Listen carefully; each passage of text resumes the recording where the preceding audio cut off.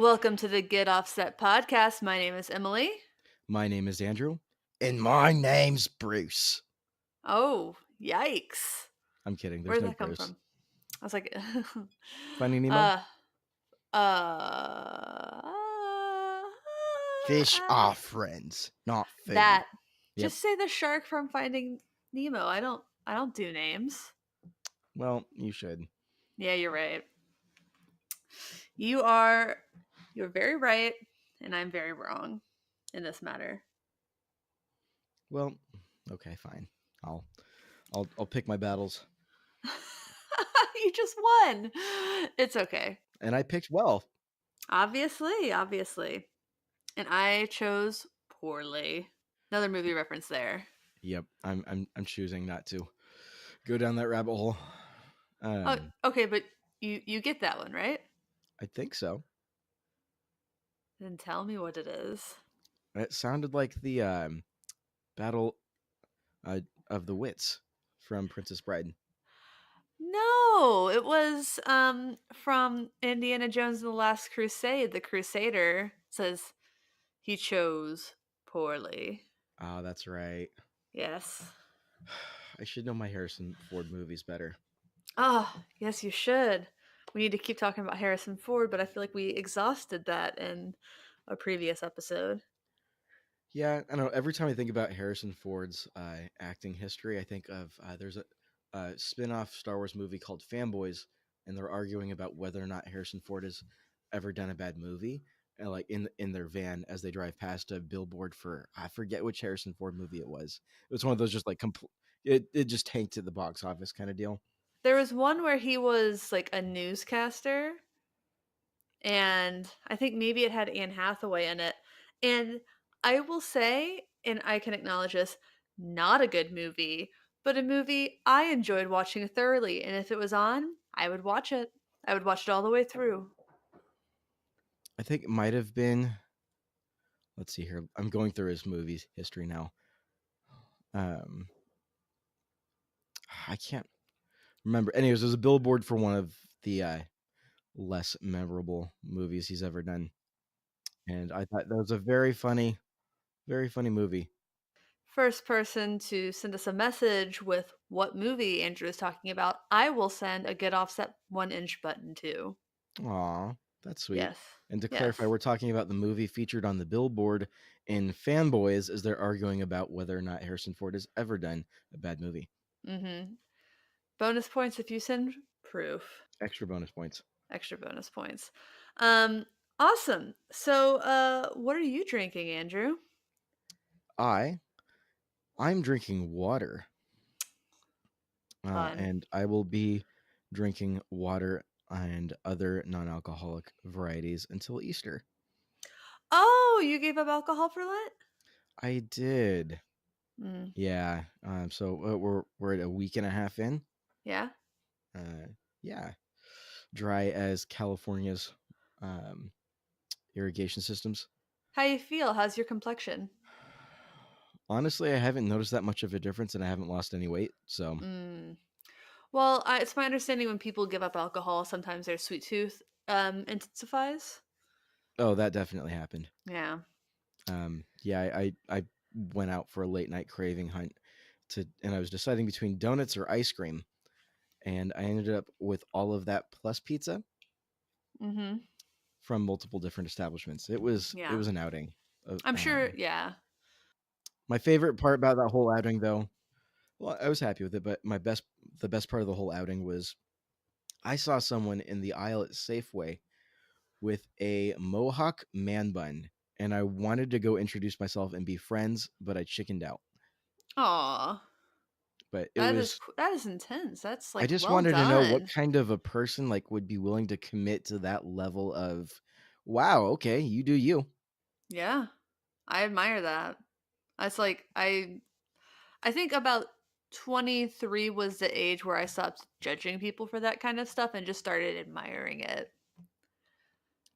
Yeah, I wasn't sure what to make of it, and they disappeared. I actually went back around the store for a loop to see if I could find them, and just tell them that their hair was cool, and then Mhm. to back away awkwardly and say Yeah. something very loud spontaneously, like God Save the Queen, and then run. So instead, I settled for telling the cashier that taxation is theft when they asked me to play Monopoly, How'd that go which over? it was really awkward. I don't actually believe that taxation is theft, but it was a really great moment of pure awkwardness. And I just really enjoy those moments where I just get to look at someone's face who I'll probably never see again. That's a lie. I shop there all the time. Oh god. Yeah. Oh goodness. This just made my grocery outings a lot more awkward. Oh, you think Uh, that they have the energy to remember that? you never know. Yeah. I think it was definitely a highlight of their day based on the look on their face. Mm. Um, Yes.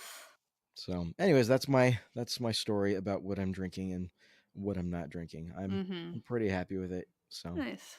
That's yeah. great. I don't give up anything for Lent because I don't practice that, but there's a band that I like called the Hold Steady, and they're one of the refrains in their song is literally "I'm gonna walk around and drink some more," and every year the singer gives up alcohol for Lent.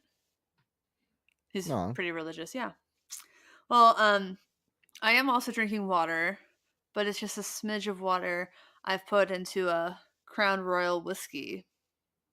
ooh, Whiskey and water. And this is in honor of someone who used to had listened to every single episode uh and sadly will no longer be listening. My grandmother listened to every single episode from our inception until um she went into hospice, I'm sure. So she was an avid listener. She really enjoyed it. And I know that she did not know like what really we were talking about. She was not really a musician, um, but just you can never beat that support that you get from loving family members. And so she died on Wednesday after a long illness, and this drink is for her because her go-to was always seemed to be some sort of a Canadian whiskey and water. Cheers to Bonnie. cheers.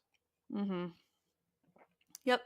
So, that's been hard. And if you're a member of our group, our Facebook group, which is Get Offset Podcast, um, that is the reasoning behind that post I had. It was a poll, and then I asked, "What should I buy to make my sad less sad?" So that kind of goes into the what's new. I ordered. I haven't received it yet. The Fairfield Circuitry Meat Mod, and that's a analog modulated delay, and the modulation is random. It was the winner in the poll. That's pretty cool. Yeah, have you heard of that company? I have. I follow them and Doug, who's the guy behind it on Instagram. Doug Tuttle. He is a mad genius, and I'm a huge fan. Yeah. My Twitter buddy Jim Bryson, who I'd love to have on the show, sorry for the name drop, Jim, uh, told me about it because he has one and loves it. And I saw one for a decent price on Reverb. So sorry to Doug for not buying it new. Um, but I'm really excited. As you should be. That's he's definitely Fairfield is definitely one of the companies that I want to get my hands on something. I've never played any of their stuff, Yeah. um, but I'm intrigued. Yeah, one of the things I'm most excited about is that it has an effects loop. So you can do a send return with one of those Y connectors, and I got one to use on my Bookworm Effects Multicano. That's the reverb. I think it's maybe a spring type reverb with fuzzy trails, and it's just really Hmm, cool. I like putting really weird pedals into it because it mellows the weirdness, but you still get like that essence of it. So I'm really looking forward to playing, especially with the effects loop, because it's really cool in the Multicano. Um, and I feel like I'll be able to get even more of it with the delay. I'm trying. I just imagine that like a fuzz and a spring. There's like a lot of drip and a lot of fuzz. There's like a moist fuzzy, and now I'm thinking of moss and mold and I don't know if I love that idea or if I hate idea, but regardless, I want to hear it. I love that idea. And if you listen to the first track on my demos EP, Self Objectification with No Remorse, I do something with that hard pan to one side, and it is sort of an ode to Twin Peaks. So it's called Ode to an Owl, weirdly. And that's kind of the vibe I was going for was dark night, mossy trees, Douglas firs, cherry pie. Hmm. How about you, Andrew? What's new with you? I just uh I'm doing a lot of hours and a lot of work into trying to get Fox Cairo rebooted, which I'm very excited about. I've done a ridiculous amount of research into the business side of things last month. Mm-hmm. And shout out to Curtis Lamberton, who has been such a sweetheart for allowing me to bug him with all of my questions about what that looks like specifically in Washington State and what my options are, at what point I need to register, what different types of registration, all kinds of different stuff, different ways to account for accounting, which is not my strong suit, mostly because I have a hard time convincing myself to do it. But yeah, no, it's been a great learning experience. So I just built a board, and it's actually not a functional board; it's just a photo shoot board. I just sold Ooh. a bunch of my cables, and I've got some DIY patch cables. I've got some SP400 heads, plugs, and some Canair cable. And I don't have time to solder that all together right now, but I do have the plugs. So I've got the plugs into the wet row of the pedal board, but there's no cabling on them. And if you look really closely, you might notice, but it's going to be for a photo shoot to go up on the front of the website. I'm going to do that pretty shortly after we're done recording this episode. And I'm hoping to be able to start taking orders in the next week or two. Nice. I feel really bad. My goal was to come back March 1st, and then within the first about 2 weeks into the research and business planning and trying to round out that side of things, I realized, oh boy, it's not happening by March 1st. Yeah. Um, so I overpromised. I've underdelivered on my timeline, but it's not been for nothing, and I'm really excited with how much I've learned and where it's going. If I feel like if there's anything to be learned, it's that it's better to do it right than to do it quickly. Yes, always. Yes. Mm-hmm. I feel that. Yeah. Well, that kind of I feel like in a way goes into our sponsorship. Hmm. Maybe not. I don't know. Let's. How do we tie that to Jennings guitars? Um, we tie that to Jennings just by jumping straight to Jennings. Yes. Yeah, where to begin with Chad? Chad's great. Chad actually just spent a good day yesterday with our friend of the show, Mike Adams. Yesterday, it was really cool to see pictures from their adventures together. Oh, I Uh, didn't see those pictures. I'll have to look them up. yeah, it's always cool to see friends of the show get together and hang out. So Chad's great. Chad makes the whole shtick with Jennings is he makes. He's the only guy in the shop right now. He makes everything by hand, top to bottom. And we did an episode with him talking about the length to what by hand means. Mm-hmm. And so if you haven't listened to that episode, go and do so. Everything is incredibly reasonably priced. I would even say it's underpriced for what you're getting. It's a made in America. I mean, it's cheaper. I think their Navigator is cheaper, which is their Telecaster. Their take on a Telecaster is cheaper than an American Professional, which I think is going for like 1650 these days. Yeah, and you get to So customize it. So if you want this finish or that color or these pickups or those pickups, you can. He'll do it for you. yeah, I don't. Yeah, I don't know why I love Fender to pieces, but unless they can bring their prices down, there's no way I'm going back to Fender as Mm-hmm. long as Chad is offering stuff at the prices he's offering. I mean, that you just can't beat it. Yeah, that Voyager Deluxe is, whew, and that's sort of an offset with a semi hollow body. It is, and I'm trying to get my cash together to buy one from him sometime Mm-hmm. in the next couple months. So Nice. Oh I'm well, pretty excited. you'll have to let me play it, and I will in tune and in turn let you try out the guitar that I'm getting from a non-sponsor but still friend of the show in June. Layla, right? Layla from Tunatone.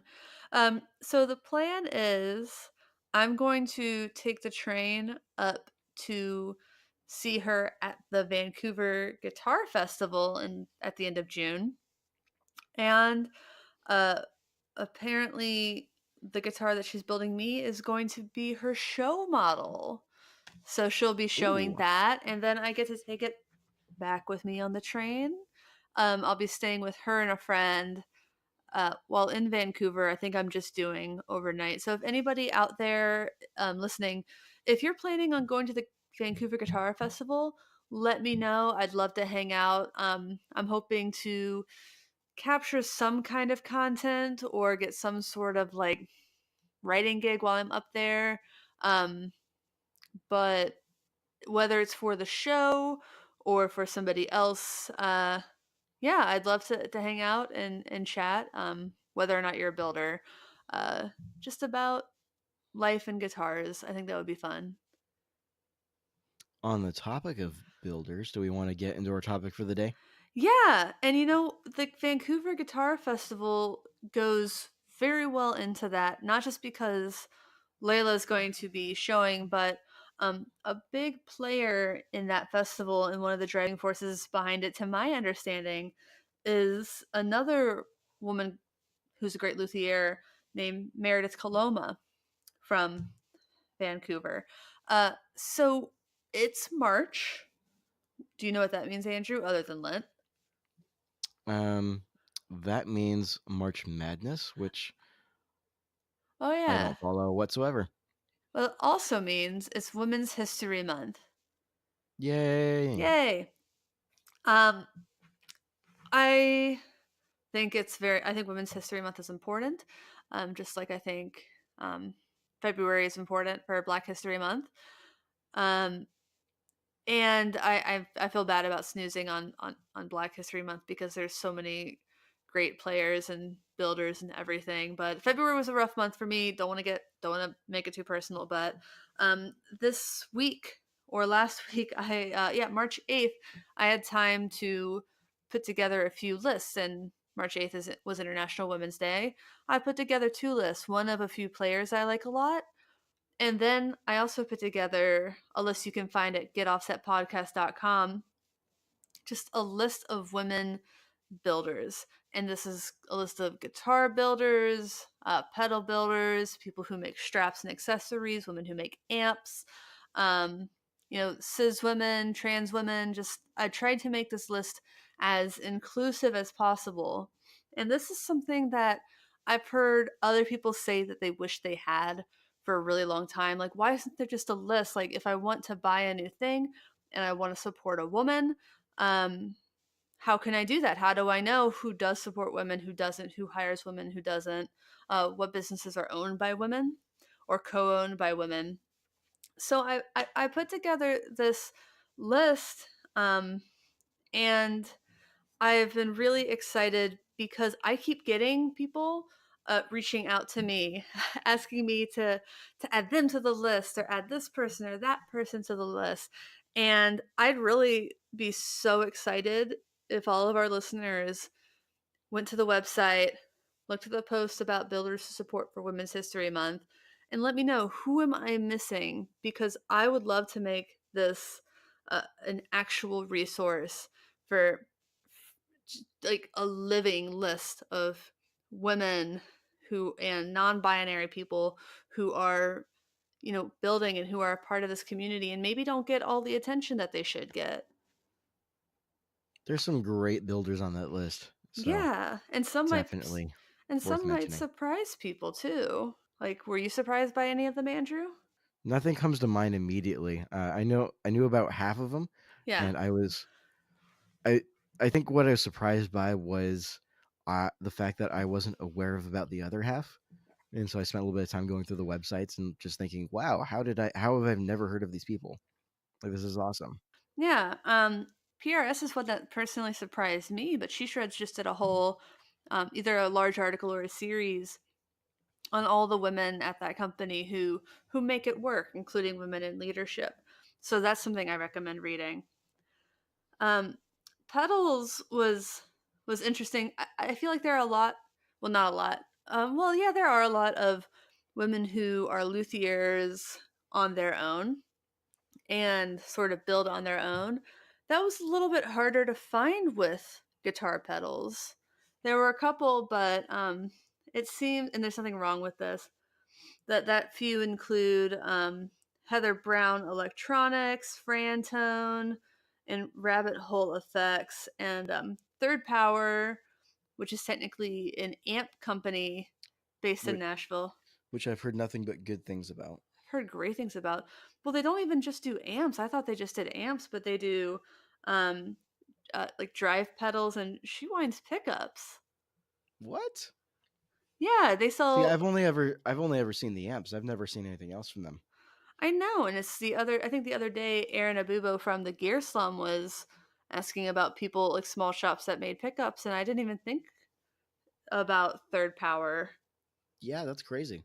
Yeah, and then there's a company called Phantom Chips, which is more like synths, which is still really cool. It's wearable synthesizers. What? Yes, I mean, as women, we want to be fashionable, but don't we also want to be functional? I mean, where can I get one? I want one. I do too. I don't know much about synthesizers. It's so intimidating. I want to learn. I took theory in college, and I'm not a piano player by any means, but we had to learn some basics, or learn all of our theory in relation to piano keys. And Yeah. so I have a lot of fun dorking around with intervals and stuff because intervals aren't difficult. I mean, it's just a couple notes, maybe some triads, but I understand the basic theory behind it. And my fingers can keep up on that level. So Dorking around with intervals is going to be the name of your synth-based rock album.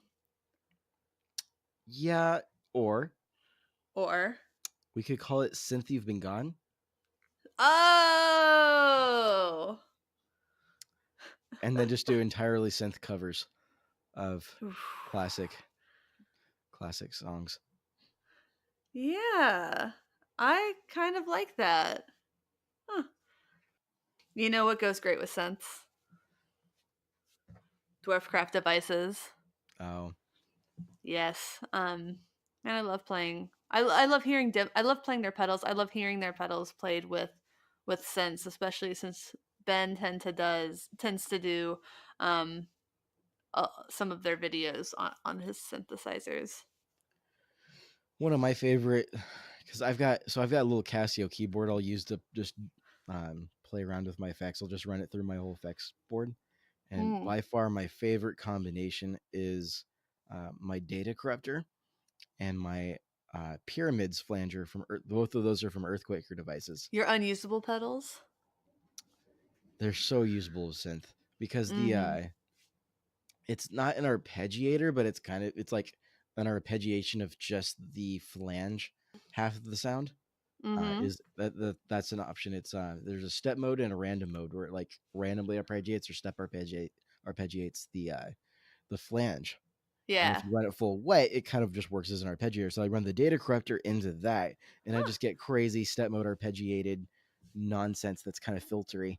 And then if I take the next step further, I'll run that into the avalanche run in full stereo, and then it just full soundscapes. It gets nuts real fast, Ooh, and I have a lot of fun with it. that sounds nice. Yeah, that's the kind of thing you just kind of put on headphones and just zone out. Mm-hmm. Yeah. I like that. I like that a lot.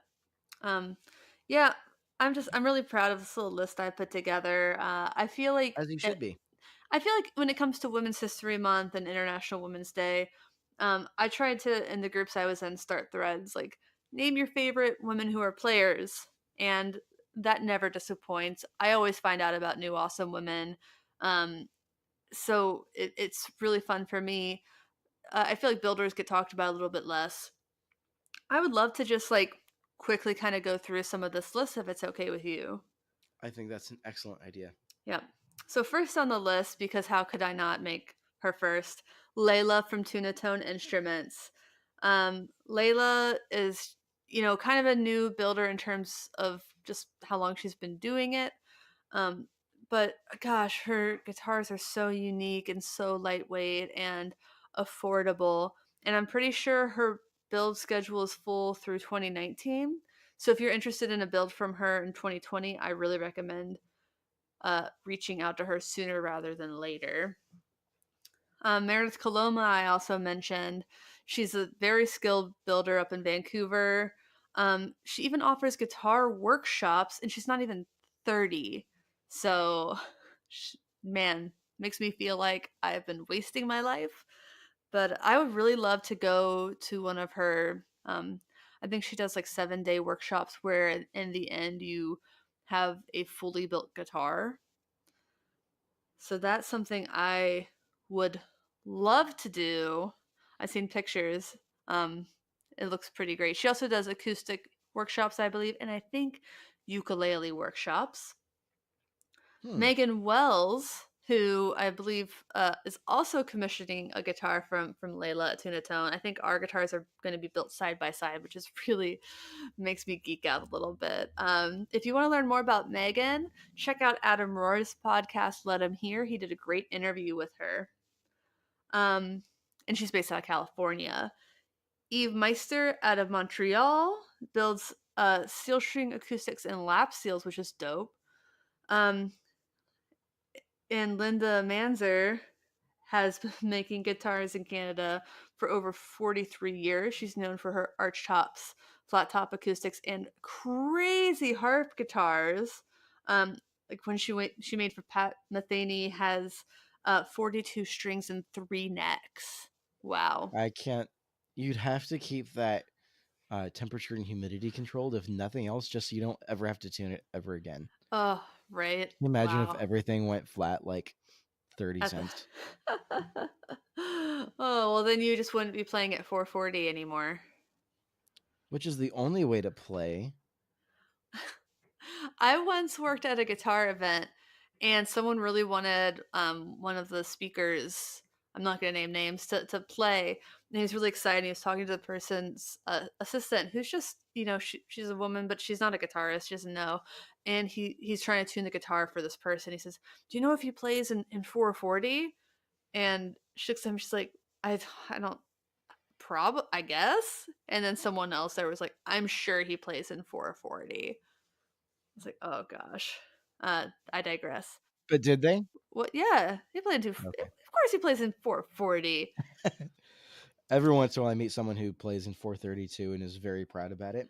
The Yeah. only reason why I know they play in 432 is because they tell everyone. Yeah, I will say the person is someone else we've discussed on the show recently. Nicole Olaznak, I hope I'm saying that right, Nicole. Um, just another incredible Canadian luthier. I don't know what they put in the water in Canada, but I need it. Um, but she's a I think it's legend. kindness. Oh yeah, politeness in the water. Oh, yeah. Oh yeah, sure. Um, Oh, that reminds me, real quick, I have a Canadian story to tell. I want to hear this Canadian story. Very briefly. Uh, I was at work. This is probably 2 or 3 weeks ago. End of the day, kind of exhausted, and I'm going to the restroom, and I go to open the restroom door at the same time someone inside opens it, and they're like, "Oh, sorry about that." And I said, and without thinking, just my brain wasn't there, my filter was off. It's like, "Oh, Canadian, are we?" And I like there's instantaneous like I froze and like, "Oh my god, I am going to die." And they're like, "Oh, you betcha," and just kept walking. All right, it's like I feel like if anybody like if there's so many different ways that could have gone wrong. Uh, yeah. So thank you, Canadians, for being graceful with my lack of grace. They're the best. It was pretty phenomenal. Once Rick and I were in Canada and we were getting dinner at a restaurant before the a Julian Baker show, and we'd realized we misjudged when doors open. So we were just kind of Mm. eating at our table and just kind of buying our time, just ordering more drinks or whatever. And one of the waitresses comes up and she looks real scared. She's like, "I'm really sorry to ask you this, but can we have this table? We'll buy you some more drinks at the bar." I'm like, yeah, yeah, yeah. That sounds like a great idea. Thank you so much." And that is how you kick somebody out of a table, by offering them a drink at the bar. We were about to leave. We would have left without the free drink, but you know me. Well, look at you taking advantage of the hospitality of Hmm. Canadians. Yes, I will do it every time. Speaking of which, I think I'm going to try to visit Nicole up in Vancouver in early May. Do it. Yeah, I need to go up because I have a Nexus interview scheduled. And I'm like, well, I might as well just keep on going if I'm going to go 2 hours up to, the border. I might as well go the extra hour into Vancouver. Yeah, definitely. Yeah. So real quickly, some more on this list. A company called Brooklyn Lutherie with two women, Chloe Swanatter, sorry about that pronunciation, and Marmy Minch. Gwen Forrester, based out of Middle Tennessee, she makes guitars that are harvested from mostly salvaged materials. And when she does buy new wood for these guitars, she uses timber that are sawn and dried herself. Dang, Rach, yeah, right? That's incredible. that's pretty intense. Yes, it really is. And they're really cool looking guitars. She uses um I've seen one of the pickguards she has is like a vinyl record. I'm like, that's so creative. And looked really good. And probably a lot easier to work with that material than traditional pickguard material, which I hear is kind of hard to shape and cut because it melts. Rachel Rosenkrantz is another one. She's from Paris, but she's based out of Rhode Island. And there was even like the video on her homepage is of Anthony Bourdain waxing poetic about her, and I just love him, so I loved her immediately. Aw. Yeah, and Cindy Guitars, who I follow on Instagram, just she takes guitars as art to another level. The carvings that she does on these instruments, Hmm. stunning. So those are guitar builders. I'm gonna do the pedal companies really quickly. Dwarfcraft Devices, weird sounds that are so cool, and just you'll fall in love, and they're so inspirational to play. I love them. Co-owned by Louise Hins, who was on the show. And was a delight to have on the show. She was so great. I'm not surprised, but like, just sometimes you have those interviews with someone or those conversations, and you just, ah, and they just turn out so well. Recovery Effects is based in Seattle. Actually, weirdly, they live a few blocks away from me, which is funny. That's a husband and wife duo that I'm gonna try to get drinks with next weekend. Um, Nice. they have one that's a telephone microphone, which is really cool. I've seen that in a couple shops, but I would like to try out some of their things. Dr. Scientist, Big Ear, and Maris are all also owned by husband and wife teams. Earthquaker Devices, another husband and wife team. But Julie Robbins is their CEO. So yeah, women in C-level positions. Yep. Um, Red Panda, owned by a man, but from my understanding, they pretty much exclusively have women working there, or at least they used to. Frantone is a legend. If you have ever played the second version of the EHX Big Muff, that was her work. Dang. Boom. Like I said, legend. Her signature fuzz that on her own brand is the peach fuzz, right? Rabbit Hole Effects, based out of Durham, North Carolina, owned by Sophia Harrison. She's the self-proclaimed HBIC, which means I love her because I love that designation, HBIC. Uh, her one of her famous most well-known fuzzes is the American fuzz. Get it? Strange, but I can roll with it. American, Hmm. A hyphen, no A apostrophe Merkin.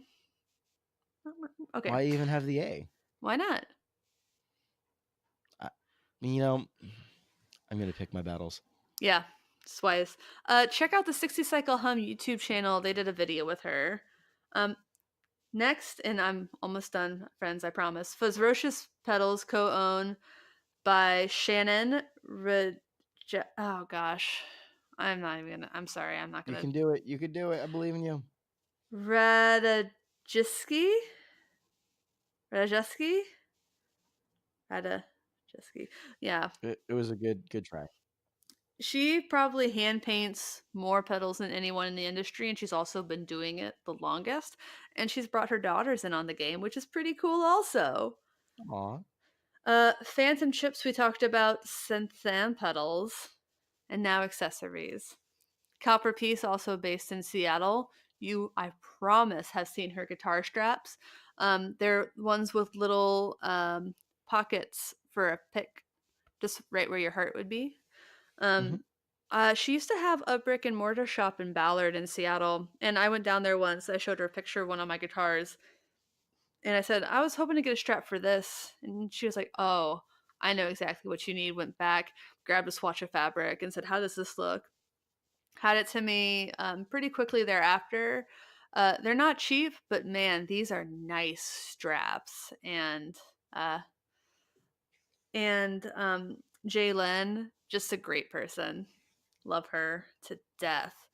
And then Soldier in Chicago, I believe is owned by a woman as well, and they make those really customizable seatbelt straps.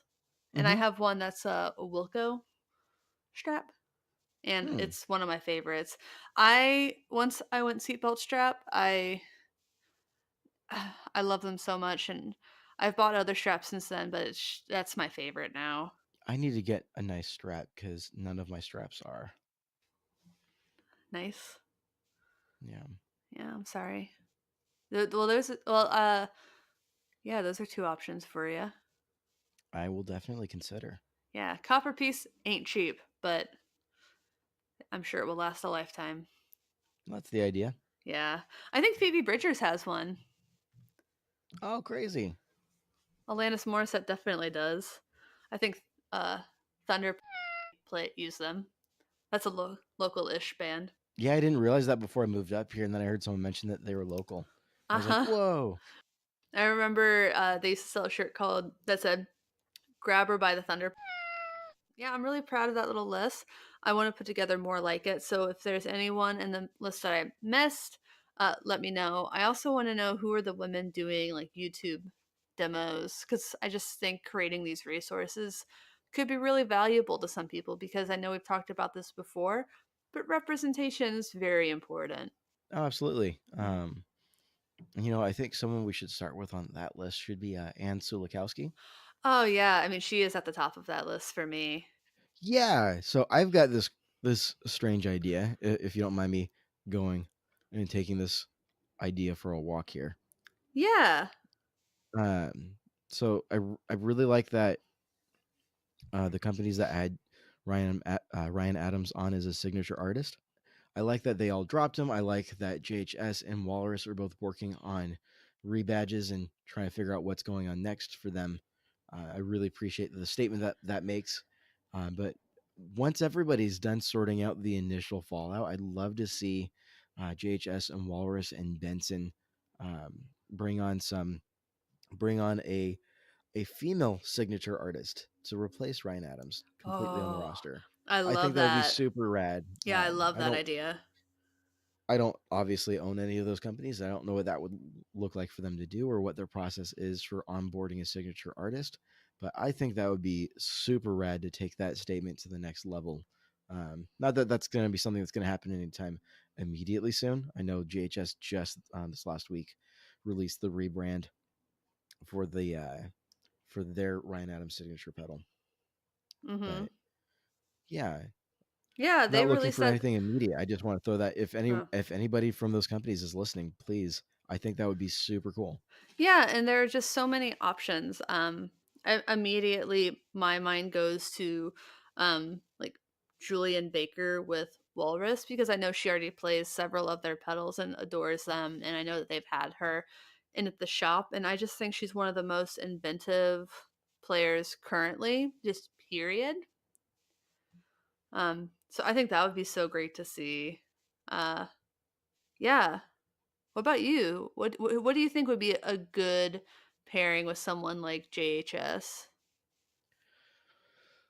I've got like a bunch of different artists that I have in my head, and I don't know if they're sponsored, who all they're sponsored by at this point in time. I Yeah. know one of my favorite folks to listen to as of late has been Yvette Young, Ooh, yes. and she's got a great ability just to take something really, uh, just make something sounds so effortless, but you're watching what's actually getting played on the fretboard, is it's how is that possible? Just incredibly complex, yet very melodic and very flowing kind Mhm. of rhythms and melodies and harmonies. And it's just it's a really neat experience just to sit down and watch a video of her playing through some stuff. Oh, yeah, Um, she's one of my personal favorites too.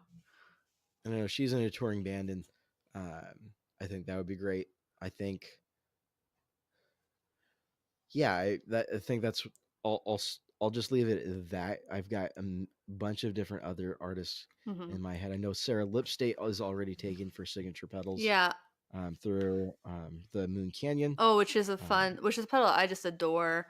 I think, someone great for Fender would be, because I know that Fender was also working with Ryan on a signature Strat, Melanie right, they were Faye. teasing at that. Melanie Oh Faye. yeah, She'd be so perfect. She's always got a Strat, it seems, and she's so crazy talented. I hope somebody, like, snatches her up and does something cool with her because she's the future. I firmly believe that. 100%. And yeah, talk about swagger and soul and just pure emotion going into Mm, playing. I mean, yeah. Yeah, I'm glad that she's so getting, the recognition that I feel like she's deserved. Those are all newer players, but I'd love to see someone who's been around the block a little bit, like Mary Timony, get a cool pedal or a guitar or an amp because she's just a genius. I think one it was one of her professors or teachers at whatever highly acclaimed art school she went to said, "You can't teach what she has." that's pretty darn cool. Yeah. So those are some excellent picks I think that we've got there, and I hope that someone listens and thinks it's also a good idea. One other person I can think of is Mary Spender. Oh, yeah. She's so good. I love her videos. She's very much about she's very much about songwriting, which is really cool. I think it would be super cool to see some sort of a collaboration there. Mhm. I think maybe Benson could be a great choice. Yeah. I don't know. I'm just talking about making business decisions for companies that I don't work for, Yeah, true. And but I was about to say, I think that Lindsay L, like, I know Wampler has a Paisley Drive. She's pretty country. Like, maybe they could do a little something with her. yeah, we'll We'll see. see. Um, but yeah, anyways, so that's what my thought is on moving forward with the Ryan Adams fallout and wanting to see this turn into a very positive Yeah. move for the entire industry, Yeah. which I think it's already had that direction. I think we've seen. I'm pretty excited with the progress that we're seeing to focus on all the positives we're seeing. Me too, and I think that if anything good could come out of bad situations, I welcome it. If multiple good things can come out of bad situations, that's great.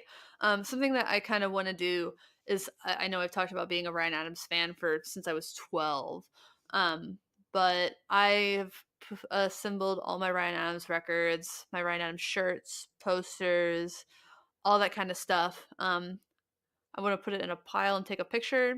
Uh, just to show how easy it is to like get rid of this stuff. Um, I have a Ryan Adams sweater, and it's one of my favorite things. And I didn't want to get rid of it because it reminds me of like the last show I went to in Nashville with my mom was seeing Ryan at the Ryman Auditorium, and my sweet husband. He originally was going to go with me and she was coming into town. He said, "Just you know what? Just take your mom. This is such a thing that you two have always done together." So I took her and we had a really great night. So I didn't want to get rid of that sweater, but what I did was I bought a shirt that Phoebe Bridgers had on her website, and I'm going to cut around, um, cut her name out of that shirt and sew it to the back of the Ryan Adams hoodie, and I'm gonna put I think maybe a Nico case or Gillian Welsh patch over the front logo. And that, ladies and gentlemen, is what we like to refer to as punk rock. Yeah, it's hard when you have so many memories with an artist that aren't all associated with that artist. For me, I have a lot of Right. memories with Ryan Adams with my mom. Like, I have memories of going to his he had, like, an art gallery thing in New York, and my mom came up one weekend, and we went to the gallery, and we bought a poster, and my brother had it framed for, when we bought the house. It was his housewarming gift to us was to frame this particular poster. Uh, so that's the one thing that I think is going to be really difficult to um, take down, just because that's not the association I have with it isn't Ryan Adams, it's my family. Well, that's very understandable. I hope Um, so. I don't think anyone's going to judge you for that. At least you don't have a Ryan Adams tattoo. Oh, that's why I don't get tattoos, Andrew.